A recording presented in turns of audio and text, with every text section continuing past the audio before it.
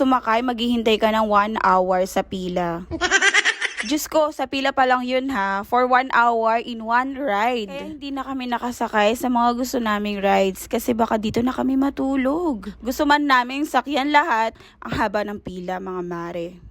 But anyway mga mare, magsipunta pa rin kayo dito kasi apakaganda ng festival na to. Lalo na kung kasama mo yung family mo. Meron din ditong mga rides for kids at may live musical band din. Dahil ako napakamainipin kong tao, hindi ako makapila-pila sa mga habang pila.